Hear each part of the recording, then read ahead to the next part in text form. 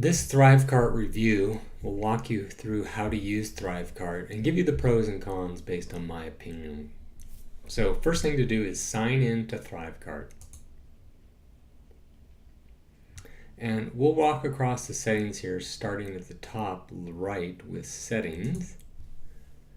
And there's a number of things you can do here. You can integrate, you can use the API and webhooks, you can set the tax or actually run a report on tax, and you can blacklist. So quickly, if I go to integrations, you can hook up with a number of autoresponders, a number of membership platforms, payment gateways, or shipping CD or DVDs, if people still do that. So as an example, if we go to autoresponder and view settings, I've already connected my ActiveCampaign account, but if I wanted to hook into any one of these, typically it's a matter of simply clicking on integrate now and then authorizing, and usually they just prompt you for login information and grant access. That's all you have to do. You don't have to log into that specific account and get some secret keys or anything like that. Just simply logging in and giving permission. So I'm not going to add Infusionsoft, but as you can see, there's ActiveCampaign, Aweber, ConvertKit, GetResponse, HubSpot, Infusionsoft, MailChimp, and I'm fairly certain Ontraport is coming soon. For membership platforms, Digital Access Pass, MemberMouse, Optimize Member, and Wishlist. Payment gateways are PayPal, Stripe, and effectively Apple Pay through Stripe. And as they say, there should be more coming along. And then I'm not even going to look at CD and DVDs. So API and webhooks, this is definitely an advanced option to use if you want. ThriveCart gives you an API key that you can use and tokens to grant access. Right now I'm using the webhook and notifications to capture any transaction information and drop it into a Google Sheet, also using Zapier to capture information. So as an example, if I look in here, they're very straightforward. You simply add another webhook, give it a name, and then you have to have the webhook URL. So you need to know what's involved on that side. So there might be a Zapier link or something like that, or your own custom link. Tax, you can run a report to see what's going on, and then you can blacklist people by either IP address or email. Okay, so we can look at customers, and we can basically view them by certain filters. We can filter by payment processor, order amount, transaction, currency. So if I did payment processor, then it would further give me a choice between PayPal and Stripe. We can sort by date or amount. So if it's date, it's newest first or oldest first. If it's amount, it's high to low or low to high. Coupons. Coupons give the ability to offer a discount or basically different pricing. Pretty easy to use. Create first coupon, give it a name, let's call it review. An optional, the coupon code, it'll end up being all in caps. Notice it does that. You can have it enabled, disabled, and then the type. So fixed price or percentage. Fixed price has limitations. That's all you can do, is simply a single price on the main product. If you use a percentage, you have a lot more options. One, for reoccurring payments, you absolutely have to use this one, because if your initial payment is different than your future payment and you've had a fixed price, you could run into problems. As an example, if your first price is $100 and your subscription price beyond that's $90, but you give a $99 discount, that would mean you'd be paying $9 a month to your customer for them to be a customer. That's not what you want. Percentage, on the other hand, is just applied across the board, potentially, like this. And you can put it to, for instance, at least 2 decimal points, and it'll work. And then does it apply to the entire funnel, to the main product only, or the main product and bump? And next step is to go, when does it get used? So you can set a date when it starts, and you can set a date when it stops. And you can limit how many uses it is. and it's based on total uses, not on person use. That would be nice to have, but not a requirement. Next step is products. You can apply that coupon to all products, and again, you have to be careful. If you're using a fixed price one and you have different price products but it applies to all products, you could cause problems. But I would recommend using specific products and then select the ones that you want. And then finally, you can connect those customers to your autoresponder if they use that. So I've hooked up ActiveCampaign. I don't recommend necessarily adding them to a list. I think it's better to add them to an automation that adds them to a list and or tags them or does something. So you could say something like this, then you can either add or remove them, and then the automation. So I'm not going to keep this. And then we go to products. Let's just create a new product and walk through this. So there's a number of options that we need to do here, and then we go through here. But let's give it a name. So I'm going to call it review. Let's just call it the descriptive label here. You can specify the URL.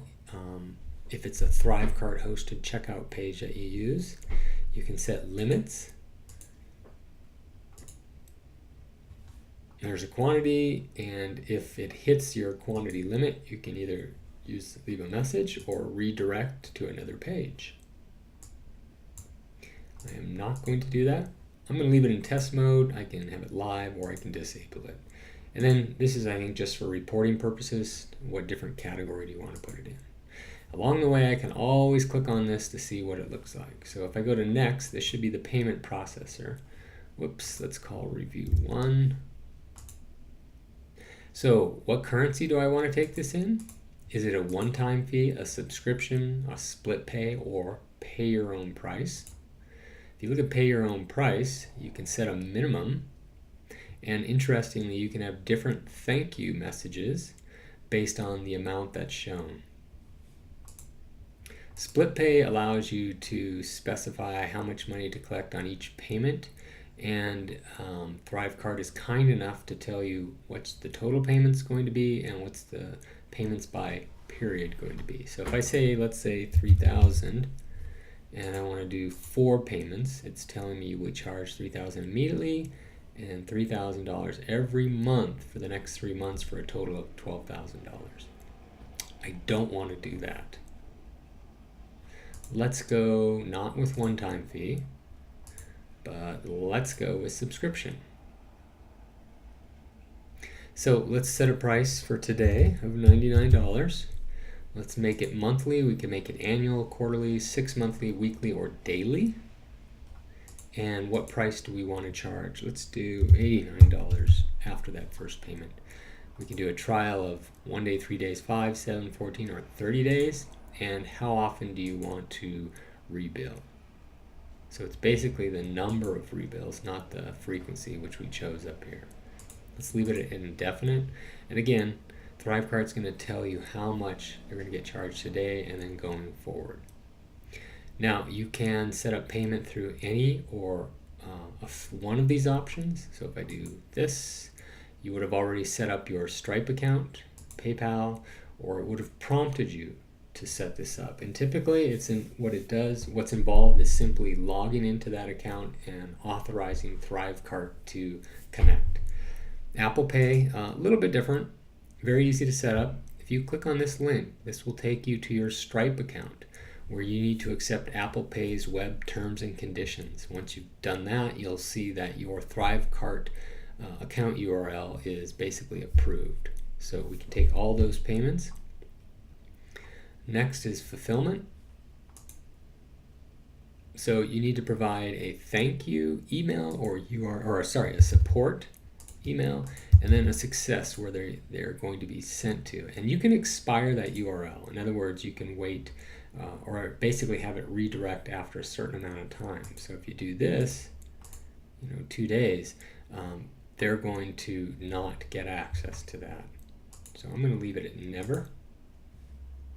Again, you can do CDs or DVDs.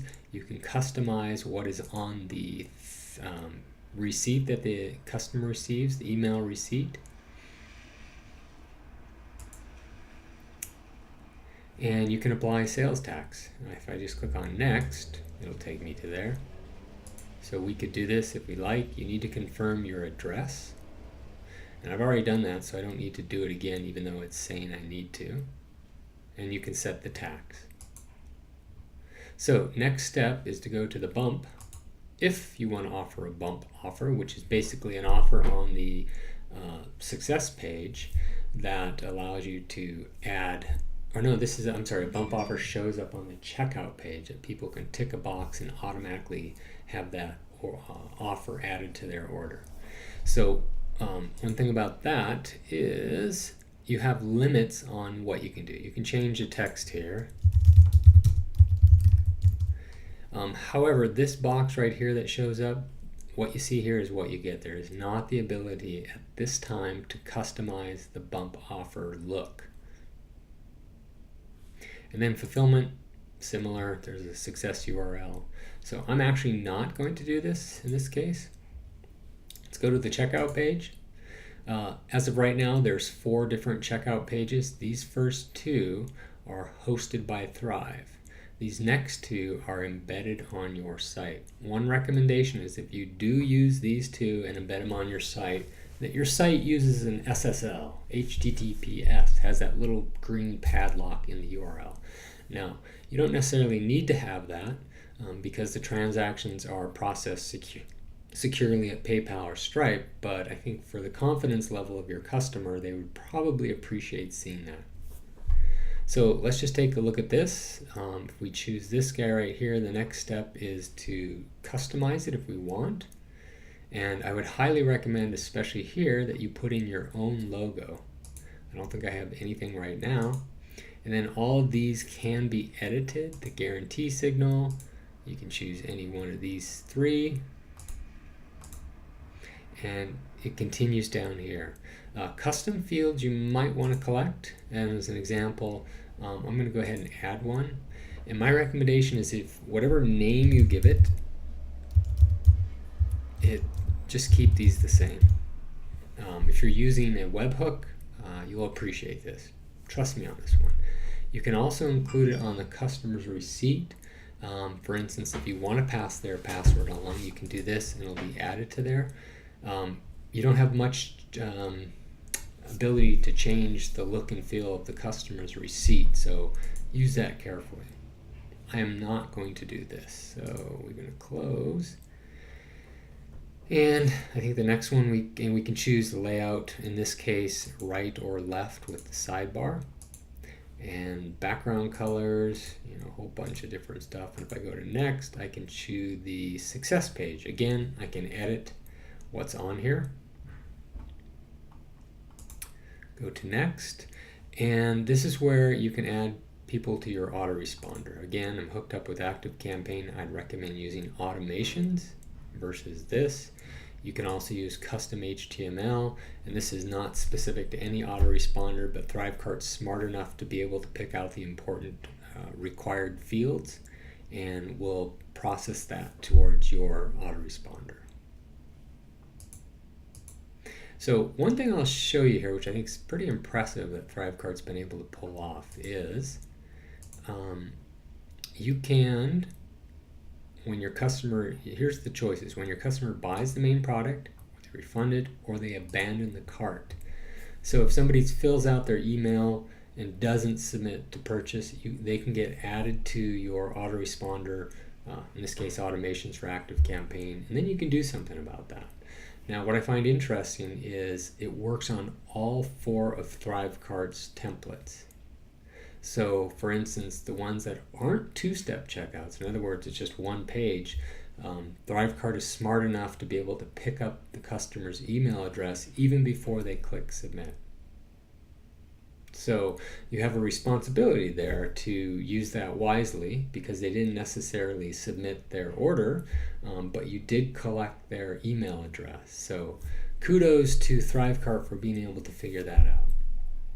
And then finally, last thing, you can add tracking code. There's different steps that you can add this, and I'd recommend you look through this to decide where you want to put, for instance, Google Analytics, your Facebook pixels, or Mixpanel tracking code, or whatever.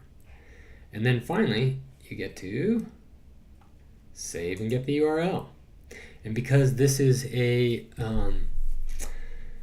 the tall one-step checkout page, it's going to be hosted on ThriveCart. So as an example, this is what it looks like. And I did really no customization. And they are showing the Apple Pay option here, even though I wouldn't normally see that on my computer because I'm not hooked up to Apple Pay, but for review purposes, I can see this. And it's definitely mobile friendly and it works. Okay, you can also customize the upsell flow on your product. Actually, one last thing. There is the ability to accept affiliates eventually. It hasn't been implemented as of this video, but it will be. So the other thing you can do here is customize the upsell and downsell flow for this product. If you tick this box, you've got the ability to offer 5 one-time offer upsells and a downsell for each of those.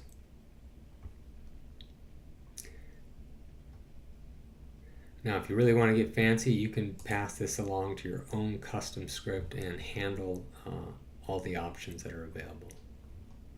So that is my review of ThriveCart and what you can do with it, along with some pros and cons. So I hope you enjoyed this ThriveCart review.